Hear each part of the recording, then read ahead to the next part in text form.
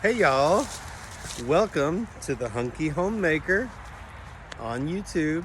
I'm your host, Michael Daniels, the Hunky Homemaker. We are here in the community garden today, and we are going to teach you, I am going to teach you how to clear out your garden bed in the winter when everything is done for, you've harvested, it's too cold to grow anything. The proper way to clear out and reset your garden bed for the upcoming spring. It's my first video.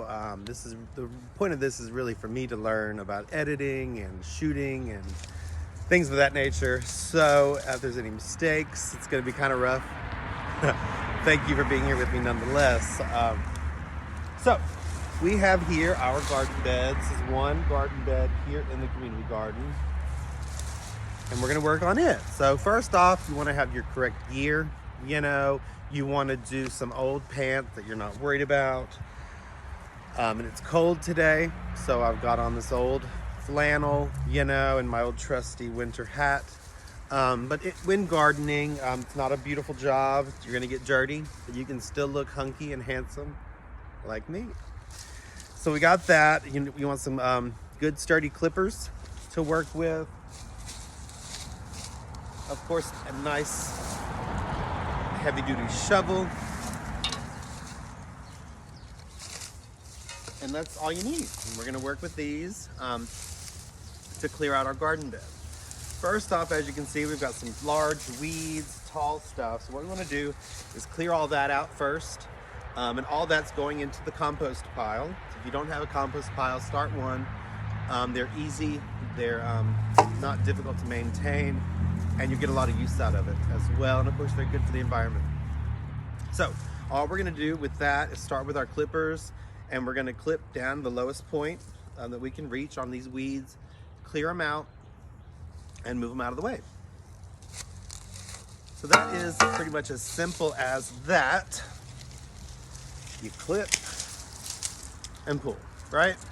We're going to make a stack of all of these and get them out of our way.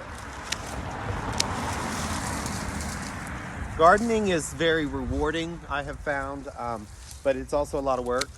So you have to have the time to dedicate to it. You want to be able to really, to not feel like you are being forced. You don't want it to be too much of a chore. But if you keep it up and do it little by little, it's really not that bad, and it's so rewarding. You're going to get so much out of it. So I definitely recommend gardening. If you have any extra time, if you live in a place where it's possible, if you have any type of yard with any little bit of sunshine, you can grow things. It may seem daunting, it may seem mysterious to you, but with a little time and research, you can get your own vegetables and fruits right in your own backyard. I definitely recommend trying it, and I'll be giving tips throughout the spring and summer as well as to what I do and with our garden and things like that. So stay tuned. So we're just working through getting all this out, and the point of this in the winter is to clear out your bed. Obviously, you want to get rid of anything that you're not going to want in the spring. In the springtime, I get so excited, I'm just ready to put my seeds in right then. So I don't want to have to do all of this then. And I'm just sitting at home anyway. So I'm going to clear out the bed now. And as you can see, here in the community garden, there are other beds behind me and over to the side. There's all kinds of great beds here in the garden. If you have a community garden in your neighborhood, sign up for that. Ours is a very reasonable price, and it's really close to our place, so it's just great. Our particular backyard doesn't have a lot of sun, and so that's why we got our spot here in the community garden. But if you have a neighbor, a friend with a little bit of space, put in just start with 2 or 3 tomato plants, or a vegetable that you really like, bell peppers, jalapenos, a lot of these regular produce that you see a lot, or that you cook with a lot, are relatively easy to grow, you'll find. So I definitely recommend trying it. So if I don't end up editing all this out, you'll get all this information. But as you can see, we've got more to go. We've got a lot of space here. Some of it you can just pull out too, depending on what you have in here. This particular bed was ignored through a lot of the season, so we've got a lot of stuff to dig out of here. So we're probably going to edit a lot of this, but anyway, it gives you the idea.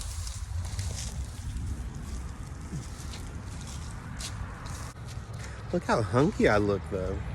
Okay, y'all, we got step one done. We've got the majority of our weeds pulled out.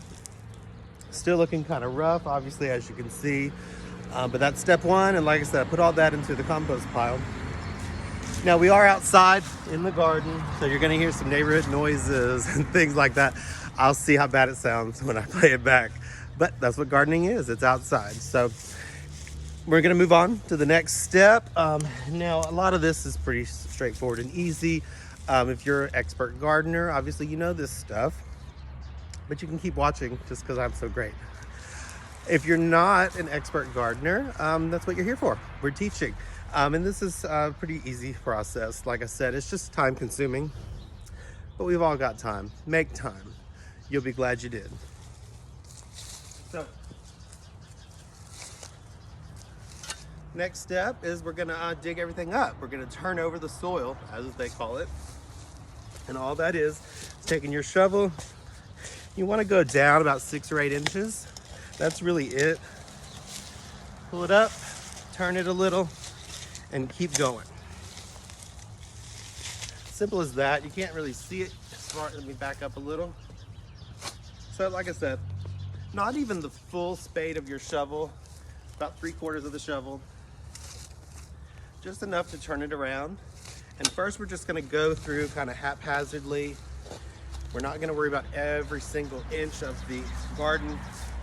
We're just gonna give it a good once over to start with.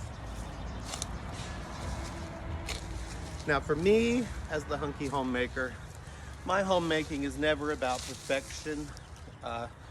It's about enjoying it as I do it. So I apply the same thing to gardening. I'm not worried about it being the exact photo from Better Homes and Gardens, you know, but I do want to accomplish the turning over. So I find that when you worry too much, you're not enjoying it. It takes the fun out of it, and if it's no fun, why am I doing it? You know? So if you see that I've skipped a spot or missed a spot, it's not because I didn't see it. I just am enjoying my gardening rather than stressing over it. Gardening can be a great workout. It can be great for the spirit. Been cooped up for weeks now, and it's still cold, but I figured, you know, I should get out here, get going, and I'm always glad I did afterwards.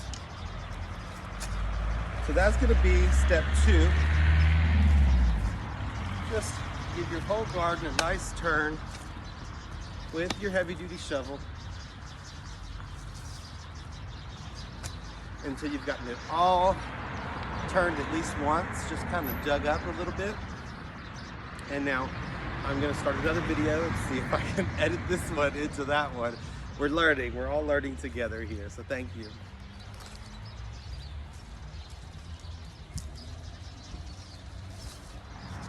All right, everyone. We've got step 2 completed. I've just turned over the soil all throughout our garden bed here. Just a loose turnover. Now, we're gonna use the next tool, which, you know, I don't really know what these are even called. I'm drawing a blank. It's not a hoe. Not a rake. I'm not sure what these are called, but this is what you want, like a big, tall one of these, or even a hoe would work too. This is a little bit easier for me personally, but either one would work. Now, all we're gonna do is rake through all of this to kind of flatten it out and to continue the turnover of the soil.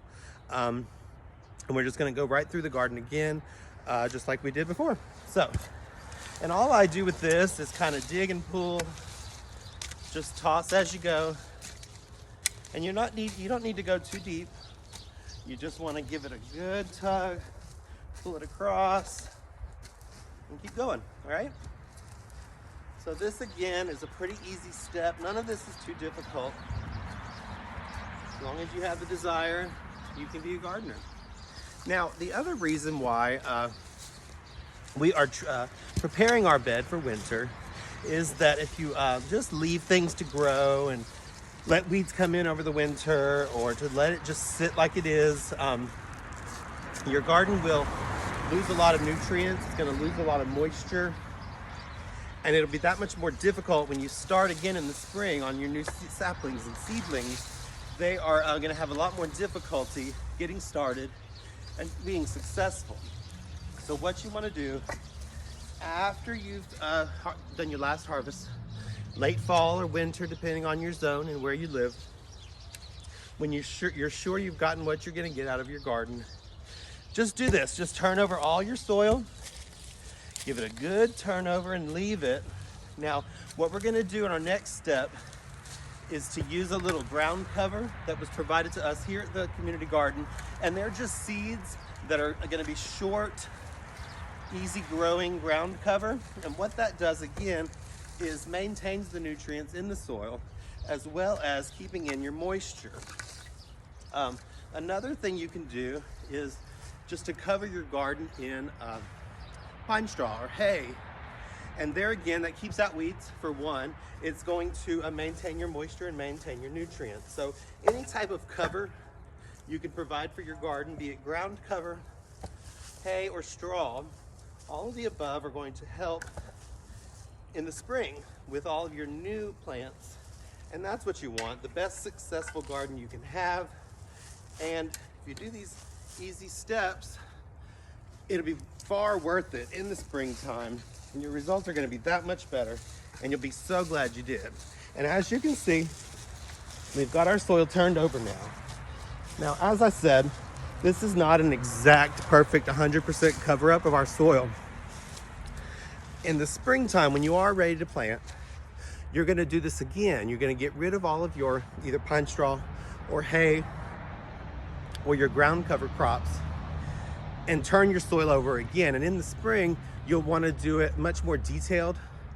You'll want to get all your little corners, anything you see, so that you have a blank slate for your garden.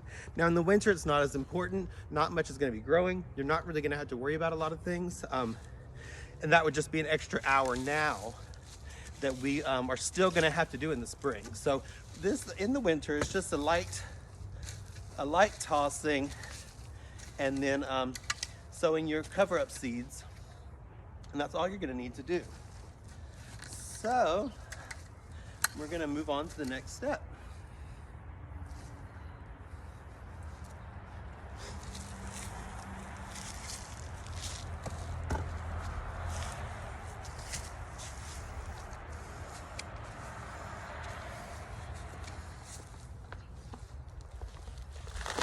Okay, so we're moving on to our final step of our winter garden turnover, and that is to apply some cover crop mix.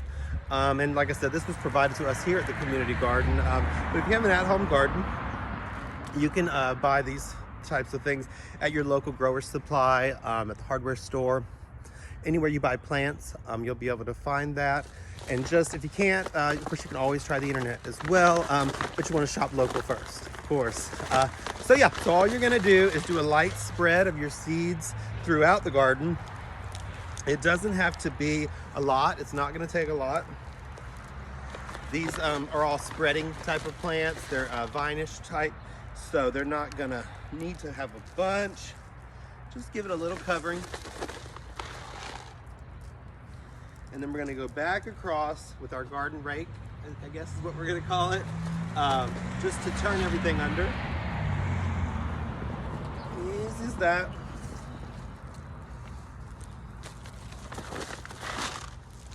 No big mysteries, you know, it's very straightforward. We've got our rake, and we're going to turn it all under. And these are the types of crops that do not require being very deep in the soil. So just a nice little turn will get them where they need to be, and you'll be ready to go. Now this will be fine all winter. You really won't need to tend it much.